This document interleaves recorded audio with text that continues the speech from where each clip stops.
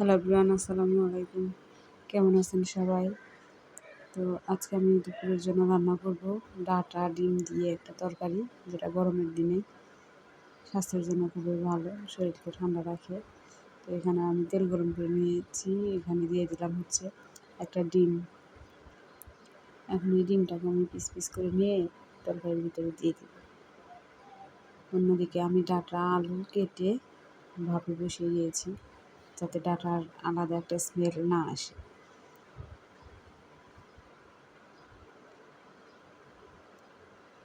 এতে ডিমটাকে উল্টিয়ে নিব, নেওয়ার পরে পিস পিস করে কেটে নিব।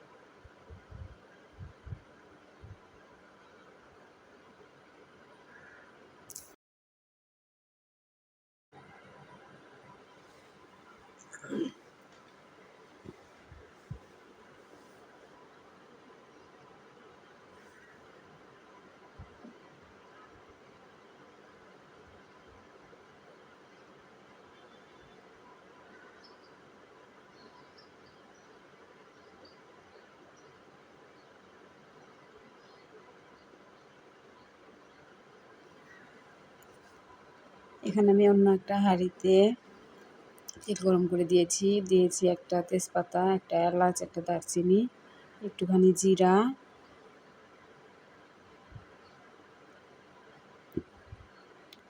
তারপরে দিয়ে দিব হচ্ছে পেঁয়াজ কুচি, কাঁচামরিচ,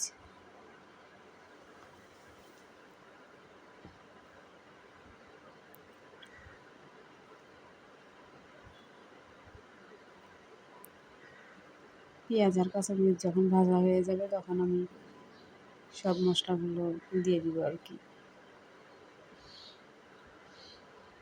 অন্যদিকে আমি যে ডাঁটা আর আলু ভাপ দিয়েছিলাম সেগুলো নামিয়ে নিলাম।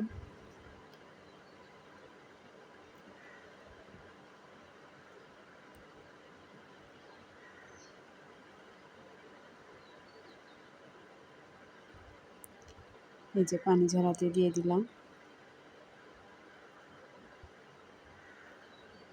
এখন আমি আবার এগুলো নেড়ে ছেড়ে এগুলো দিয়ে দিলাম একটুখানি পানি, যাতে পুড়ে না যায়।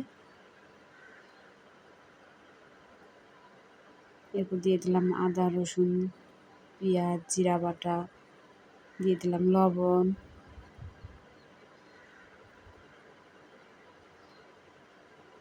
হলুদের গুঁড়া, মরিচের গুঁড়া,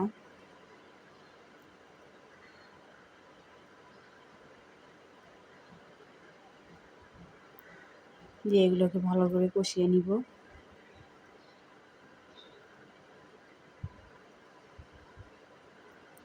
এই যে কষানো প্রায় হয়ে গেছে। এর মধ্যে দিয়ে দিব সেই ভাপ দেওয়া আলু আর ডাঁটা।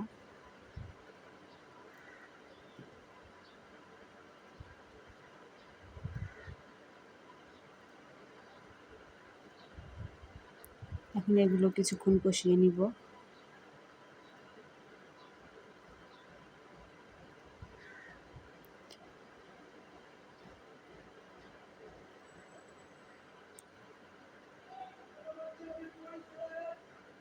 এই যে ভালো করে কষিয়ে নিতে হবে।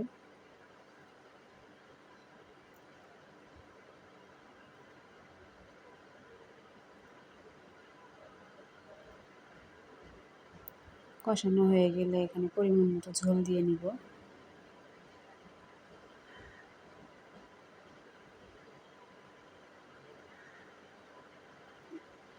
বলক চলে আসার পরে আমি ভেজে রাখা ডিমগুলো দিয়ে দিব।